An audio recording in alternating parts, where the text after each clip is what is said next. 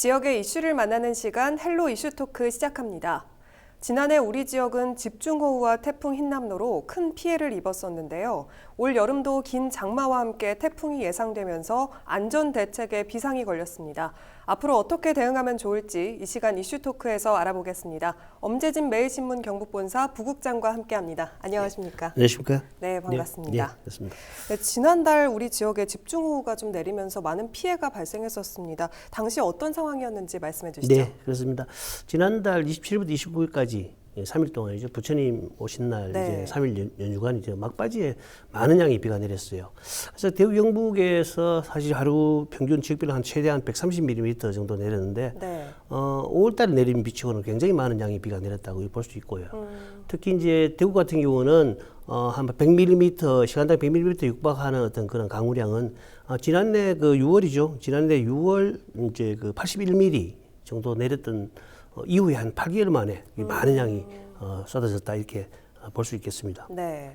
이번에 그 집중호우로 인해 가지고 여러 가지 이제 뭐 좀 이렇게 그 피해가 발생했어요. 그리고 대구 영북에서는 집계에 따르면 대구 영북 소방본부에 따르면 한 21건 정도의 이제 그 피해가 집계됐고, 네. 경북에서는 16건, 그다음에 대구에서는 5건이 있었는데 대부분 이제 뭐 그 가로수가 넘어져가 도로를 덮쳐가지고 뭐 교통 통행에 방해를 했다든지. 또 이제 산에서 이제 그 토사가 쏟아져 내려와가지고 불편이 있었다. 뭐 이런 어떤 민원들이 있었고, 네. 또 공사 현장에 각종 이제 공사 현장에 여러 가지 뭐 그 부지런히 전원 어떤 시설물이 무너지고 뭐 이런 어떤 피해들이 있었다는데 다행히 이제 큰 인명 피해는 없었다 이렇게 말씀드릴 수 있겠습니다. 네. 그런데 올 여름도 좀 집중호우와 태풍이 이미 예고되어 있는 만큼 네. 이 흰남노 피해 주민들이 불안감을 계속 호소하고 있는 상황인데요. 지난해 태풍 피해 복구도 아직 덜 된 상황이라고 하네요. 그렇습니다. 이제 지난해 아시다시피 지난해 이제 포항시 남구죠. 네, 냉천구 인근에 그 뭐 강이 범람하면서 굉장히 많은 주민들이 피해를 입었잖아요. 네. 시설물 피해도 입었고, 그래서 주민들이 사실 올해 같은 경우는 이제 다시 또 이제 태풍이 이제 그 예고가 되고 있잖아요. 네. 집중호우라든지 여름철이 되면서 굉장히 불안해하고 있는 건 사실입니다.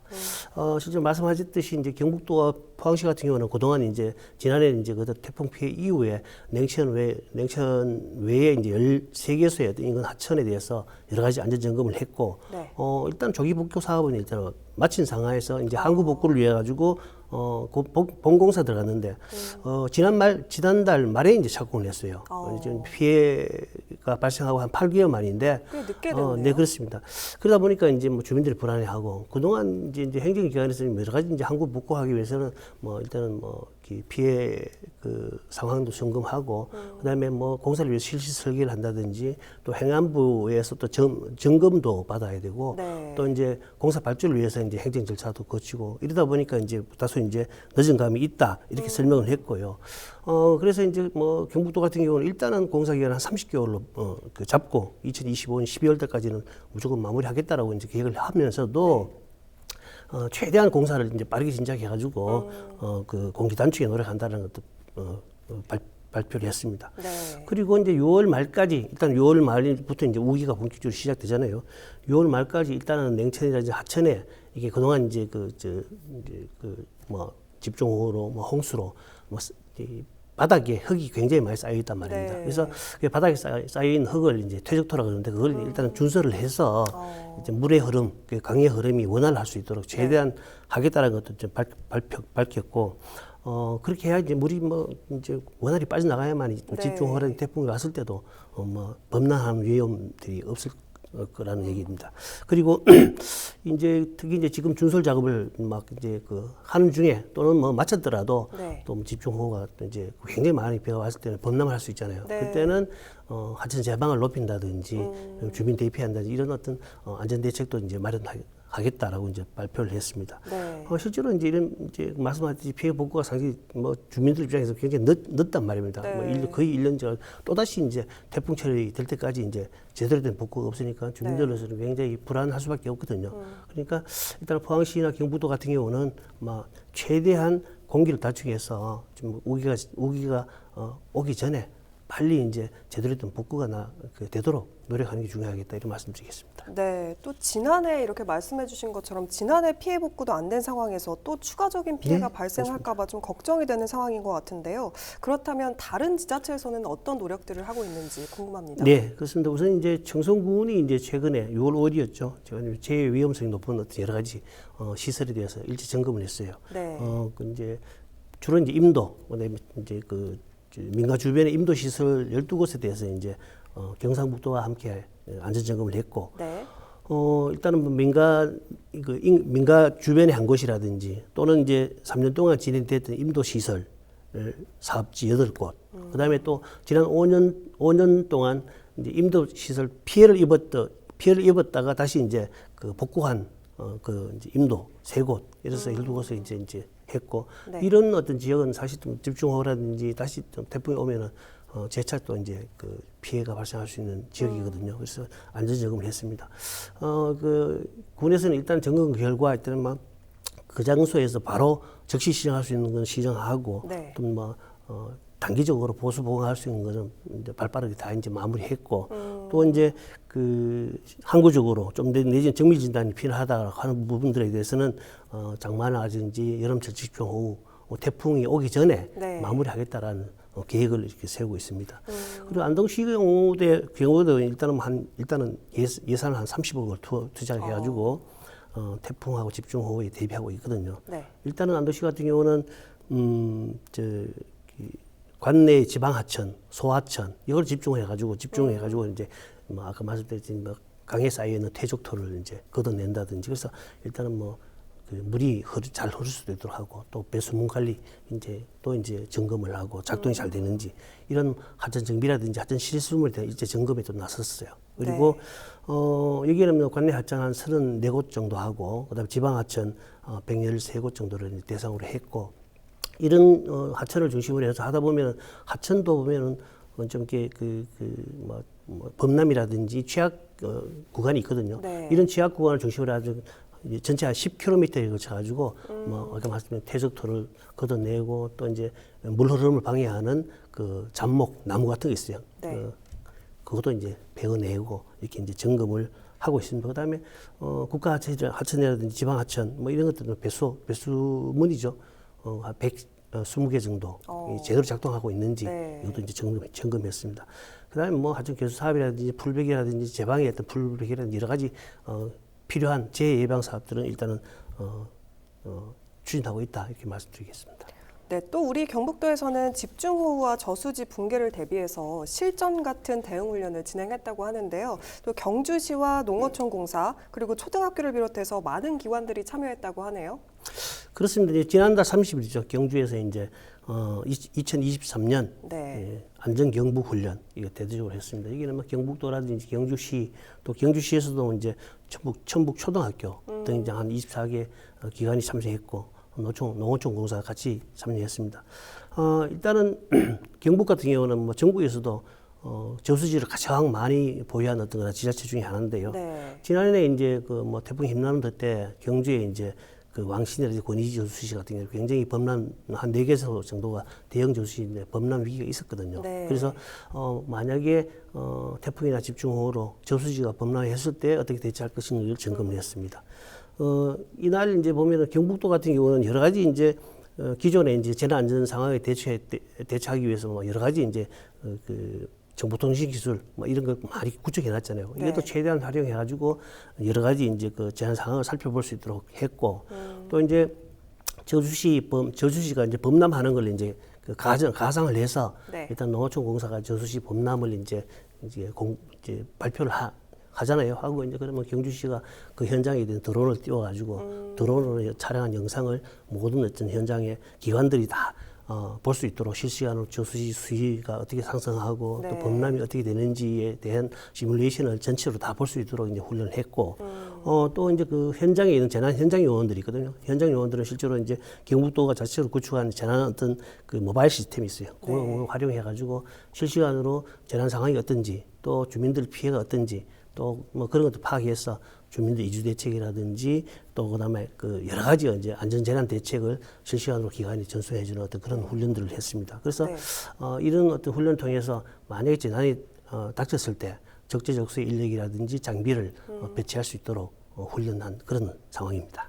네, 그리고 또 최근 경북도가 여름철 산사태를 예방하기 위해서 10월 15일까지 산사태 대책 상황실을 운영하겠다라고 밝혔습니다. 자세한 내용 말씀해 주시죠. 그렇습니다. 이제 이제 급격한 기후 변화가 일어나잖아요, 그죠? 네. 그래서 2019년도에는 뭐 사실 뭐 그 1년 동안 한 7개 태풍이 닥쳤거든요. 그래서 네. 뭐 그 최고 많은 어떤 태풍이 닥친 해다 2019년도에는. 그다음에 2020년도에는 사실 54일 동안 장마가 이어졌거든요. 최장 기간의 장마다라는 기록들이 이제 나오잖아요. 네. 이제 해가 거듭될수록 이러한 어떤 이상 기후라든지 이런 뭐 장마, 태풍 이런 것들이 실제로 우리 일상에 위협적으로 다가오거든요. 있거든요. 그러다 보니까 그만큼 이제 산사태 위험도 굉장히 높아지고 있단 말이에요. 그러다 보니까 경북도 같은 경우에 이제 여름철에 이제 이런 재해 위험 기간 동안에 어떤 산사태를 이제 실시간으로 관측하고 네. 거기에 대한 어떤 그 대응책을 만들기 위해서 이제 산사태 대책 상황실을 운영하고 있거든요. 이제 통상적으로 일상적으로는 뭐 이 상황실에서는 평상시는 기상 파악이라든지 네. 또는 어떤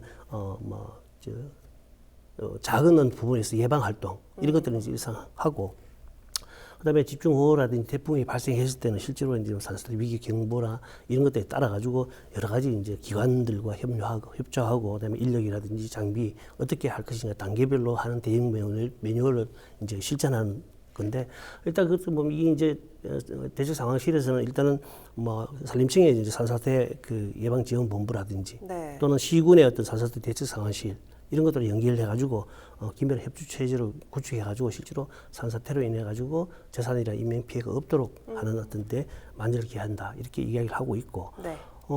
특히 이제 그 경북도 같은 경우는 산사태 예방 사업이 있거든요. 임도 사업이라든지 뭐 흰난로 피해 그 피해지 예방 이제 2차 피해를 예방하기 위해서 네. 특히 이제 492억 원의 예산 편성을 해 가지고 6월 말 우기 본격적인 우기가 오기 전에 복구를 완료를 한다. 네. 이렇게 발표하고 있고 특히 경북도 같은 경우는 뭐 최근 몇 년 동안 대형 산불이 많이 났었잖아요. 그렇죠. 이게 대형 산불 지역 같은 산사태 위험 지역으로 포함되거든요. 네. 그래서 대형 산불 피해지에 대한 점검도 마무리 지은 그런 상황입니다.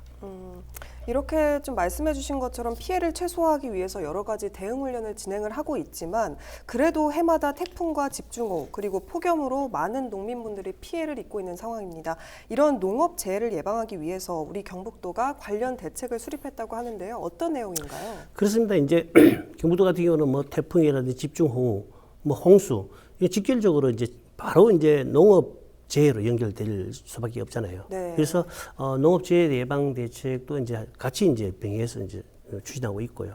그래서 2023년 여름철 농업 재해 대책을 이제 수립을 했습니다. 네. 일단은 식량 대책팀 또는 과수 채소팀, 축산팀, 수리시설팀 이렇게 4개 팀으로 운영하고 이것도 역시나 이제 산사태 비상 상황실과 마찬가지로 10월 15일까지 일단 5달 동안 운영을 합니다. 네. 운영을 하고 평소에는 여러 가지 기상 상황을 살펴서 뭐 그 농업 재해가 없도록 이제 알리는 어떤 그런 역할을 하지만은 네.